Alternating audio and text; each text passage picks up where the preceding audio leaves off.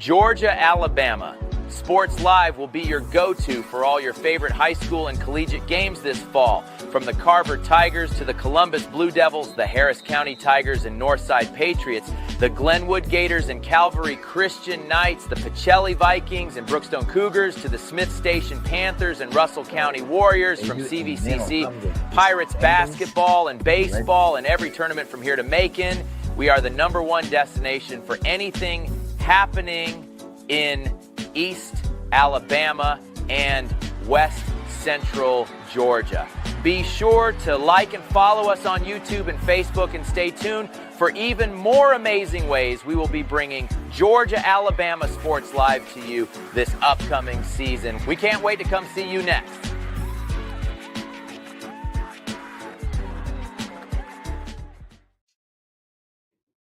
All right, everyone, we are here live from the campus of Calvary. It's the Calvary Coach Show here on Georgia, Alabama Sports Live, and we're doing a live appearance. I told Coach we were going to do it.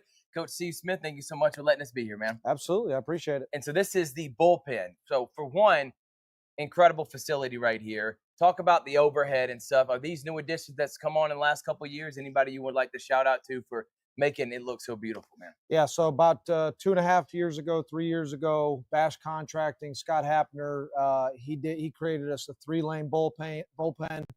So it was something that we really wanted to put some time and energy into. And then this past year, we had a donor that came in and said that they wanted to cover the bullpen for us. So awesome. It's been huge for us. So this happened really probably in August, September, sometime in there, and it's just added to our already existing facilities. Yeah, man, you keep growing. Obviously, if we go back 15, 20 years ago, you don't even see any resemblance of what the field and what the overall ballpark was. So I give credit to you for continuing to build it. But let's talk about last week, man.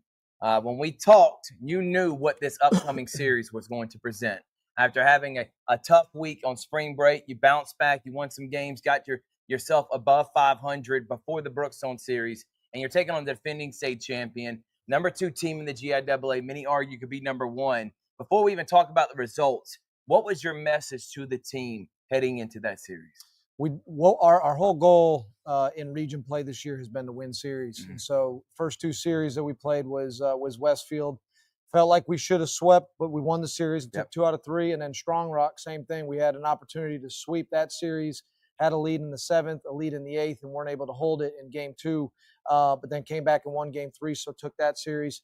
So it's a 3-game series. It's what I really like about GIA versus GAPS, where we always played 2 games, and the 2 games were not back to back. You could have had one in February and another one in April. Right. This really tests a lot of different things. One, it really is about as close to an example of what you see in the postseason in a 3-game series. Yep. But you also get a chance to see depth and really get a chance to really see where your team is at. The message to them going in, obviously we know Brookstone is a really talented team. They've got 2 really high level arms, and then some other guys that have thrown for them that are some really good arms as well. Right. And then offensively, they've had a really, really strong season. They've been solid defensively. So we knew we had to be clean, limit the big innings, and our pitchers just had to be in attack mode. We lose game 1, and in my mind, we probably should have kept that game a little bit closer and given us an opportunity in that game, but we made some key mistakes in that game. And good teams, they make you pay for it. Yeah. And that's what they did in game 1. Going over to game 2, we're facing, Chanu, and he's been great all season long. And really, even yesterday, goes out yesterday and almost throws another complete game against Strong Rock. So, he's been strong all year long. And we talked about it after game 2 was really, we just want to go in with a mindset of being patient with him, where he has a lot of success a lot of times is getting teams that are overly aggressive. We didn't hit well. I mean, we didn't hit well at all. But we worked a couple walks, and we were able to manufacture and capitalize on a couple of their mistakes. And Ultimately it came down to Tommy Irving, outside of one inning, was just completely dominant in that game. And he finishes it on his 109th pitch. So I really feel like that set the stage for a game 3. I don't know if Mercer hits that ball to the left or to the right in game 2 and they walk it off. I don't know if this team bounces back and wins game 3.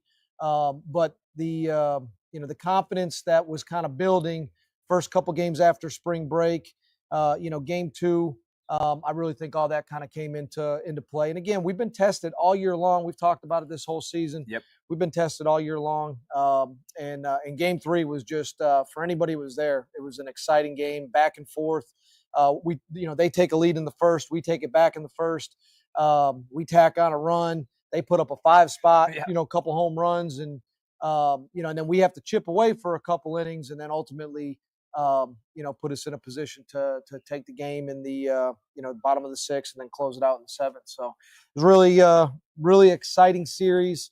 That's going to be one of the teams that's going to be in the Final Four. Yep. And again, defending state champions. That's they've shown that they can do it, right? Yeah. And so, that's a team that's got experience and has all of the talent to be able to try to do it again this year. I call him the magician because he keeps pulling things out of his hat. And for one, and I'm talking about you, Steve. I'm talking about you because you are doing a great job with this team. And I want to emphasize by saying this. Obviously, this year's team is not as talented as year's teams in the past. But I'm really starting to see that confidence meter go really up, Coach. And I'm going to be honest with you, too. I also think you are enjoying the moments of, like, last night. Now we can move on to Pacelli. Being down 3-1. Dennison he was on the mound. He was lights out. Yeah. Then the 7th inning, your seniors, Brooks, Irvin, and Cam Houston come up clutch. And then I even saw you, a little excitement, like, hey, man, this is how it's going to be this year with this team. So what is it about this team that just got that mojo? Like, you can never count us out, and we always are in games. There were some games early on in the year, where we had gotten down specifically in border wars or even blown a lead, and then came back against some good quality teams and ended up winning. So that's inside of the DNA of this team, is that they don't really ever believe they're out of the game. When we talk about talent from previous years, right, it's a couple different things. One, it's the proven, I've done it at the varsity level coming into the season. You really had 3 guys. And that's tough when you have that much turnover from year to year. We had 15, 16 seniors last year, and guys that had been in the program for 6 years. And so we're asking a lot from guys that that maybe got a little bit of time last year on varsity, but really depending on 3 guys. Right. And really, so what it's been a growing season. It's been fun to watch guys take that next step. There's a lot of work that's put in the off season. We don't talk about it all the time, but there is a grind that we go through in the off season, and the hope is that it pays off once you get into the season. And I think what we're seeing is a combination of a couple things. One, guys they've gotten some of that experience. Mm-hmm. They've had some failure and they've had some success. And now, and again, my message to them 2 weeks ago was, when we finished spring break, was we just have to win. And I don't ever just say that, but that's where we were at. It was like, hey, look, no one cares about the schedule you played. No one cares about the games that you won or the games that you should have won. At this point, you just got to go out there and you got to compete and just let's see what we can do. The makeup of a championship team, not necessarily a team that wins a championship, but the makeup of a championship team is always going to be one that comes together in those critical moments. And they are pulling for each other. And they believe that the next guy, if they don't come through, the next guy's going to do it. Our message in the 7th inning was just pass the bat. Right. You're not going to hit a 3-run bomb, the first batter of the inning, pass the bat. And you saw in the, and I don't want to take anything away from Dennison. He absolutely did a phenomenal job against us. And I thought he did a great job of getting us to expand. He was around the zone. He mixed and matched. He just did a really good job pitching, and really had us in fits for whatever five plus innings. And then Billy Smith comes in the sixth and goes 1, 2, 3. Yeah. And but again, the message was just pass the bat. Cam comes up. He's been the catalyst all season long. He's batting over 450. He starts off with a hard single, through the 6-hole. Trip Ellison, who's been one of our best players all year, really didn't have great at bats in the first part of the game. Right. Smokes a ball into the 4-hole. We got first and second. We got Bryson Brooks up, who's been going through a little bit of a funk, and we're hoping he's about to kind of turn the page. He works a really, really tough at-bat, works a walk, which then sets up, you're at that point, defensively, you have to make a decision. Are we going to go for a double play, give up 1 run, or are we going to go infield in? They made the decision to go infield in, up by 2 runs, and so my message to Jackson was just hit a ball hard somewhere. Like we're not chopping anything. Right. It is, we are trying to drive a baseball, get me 1 run at least with a fly ball, or split the infield, and hopefully we get 2. And that's what he does. He hit it up the middle. Yep. We score 2 runs, close play at the plate. Throw ended up being up the line a little bit. Bryson and Jackson get to second and third, still no outs. And again, it's the same thing. You got a lot of different things that can happen. Pass ball, you can squeeze, you can safety squeeze, sack fly. Right.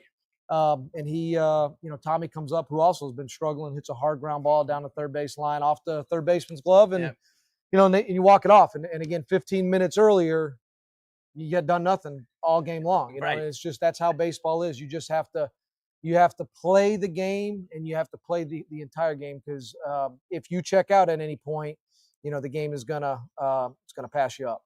Coach, this year specifically, have you seen yourself try new things as a coach? Have you seen yourself, I wouldn't say grow, because obviously you're a phenomenal coach, but this team's different. Do you feel like you've had to coach this team differently than teams in the past? Yeah, I was talking to one of my coaches yesterday, and probably a little bit too much. My message to them all year long is we're not good enough. And again, they probably hate hearing me say it, but my whole thing is we don't have the margins. Right. Like we don't have the margins. So we're not good enough to not make the routine plays. We're not good enough to take the walk and count on the guy behind you to be able to do his job.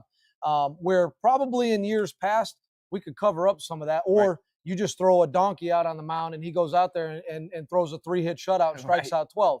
We haven't done that this year, So, it's changed what our practice probably looks like. We struggled early on really bad defensively. So we've had to spend a ton of time just on the defensive side.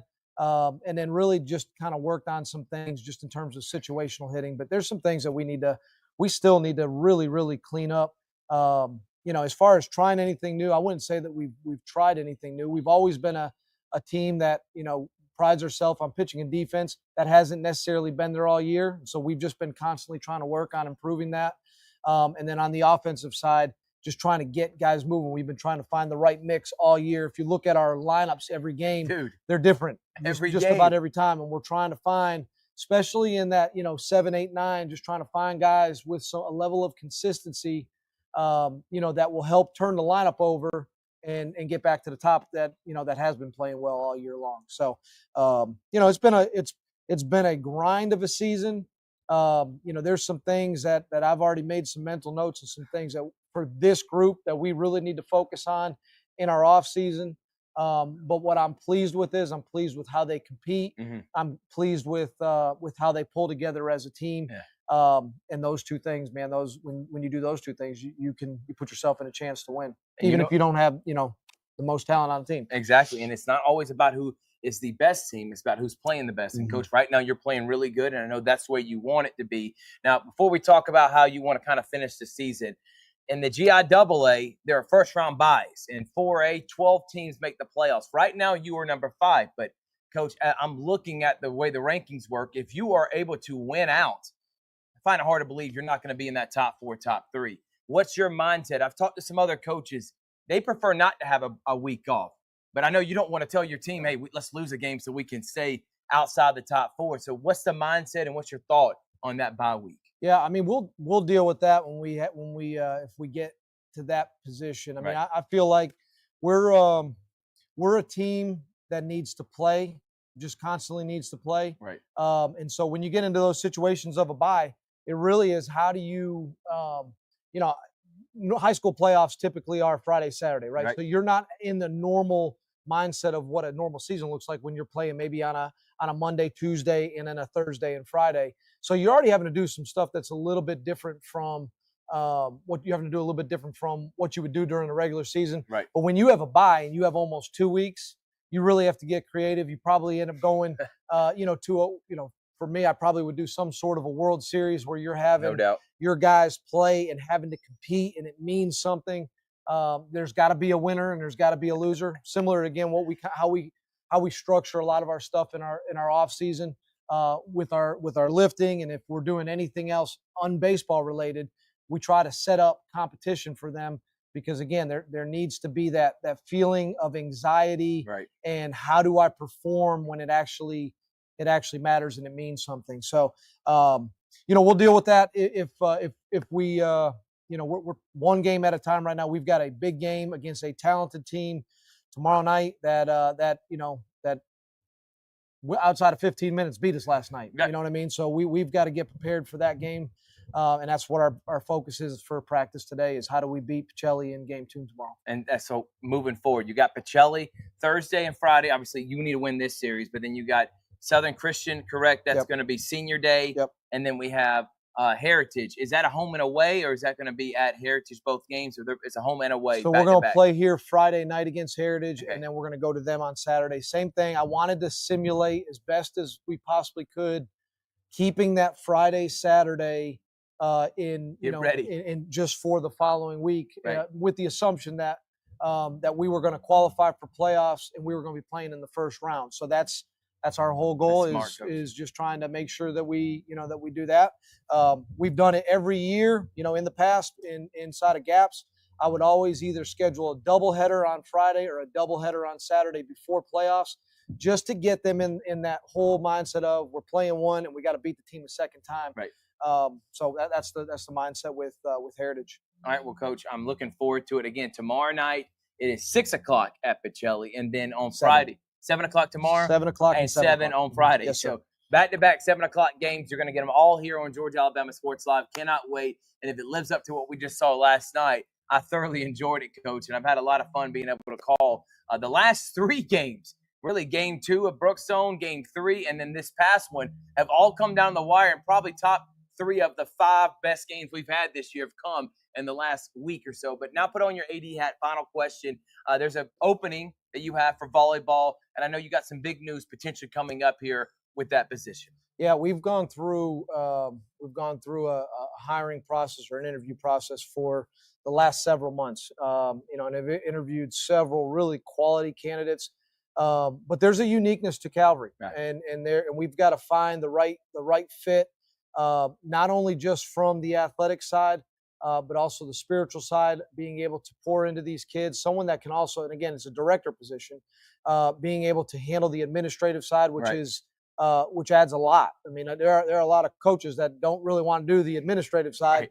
and they might have like a team mom or someone that right. might handle some of that stuff. But in this position, it's a director position that someone needs to be able to handle all the scheduling. So we've got some exciting news later on this week. I'm hoping Friday I'll be able to announce we just finalized our tryout schedule, awesome. Our summer schedule for practices, some clinics, and then a camp that we're going to host here.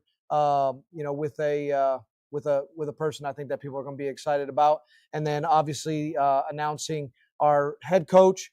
And we've made another hiring for our JV team, and we're still in the process of filling out the rest of that staff. So we're looking forward to making that announcement this week. Awesome. And then be ready to go with our volleyball girls they've got a lot of talent. Yeah. Feel like the last couple years, maybe too early of an exit in the postseason, and so we're hoping that this year we've got a lot of talented sophomores and juniors and some seniors that we hope that we're going to be able to put ourselves in a position to make a strong run in volleyball this year. Volleyball and softball. I'm telling you, next year, Calvary going to be not sneaky good because I think a lot of people know about the softball team, but volleyball specifically. So make sure, go to Calvary Facebook page, Calvary Night Athletics. And that's where we expect that the announcement will be made. And next time we talk to Coach Smith, hopefully we can maybe even get that volleyball coach on the Calvary Coach Show here. So thank you so much, Coach. Good luck the rest of the season. Appreciate it. And we'll be talking to him every week as the playoffs moving forward. It's the Calvary Coach Show live here from Calvary Baseball Field. We'll see you next time on Georgia Alabama Sports Live.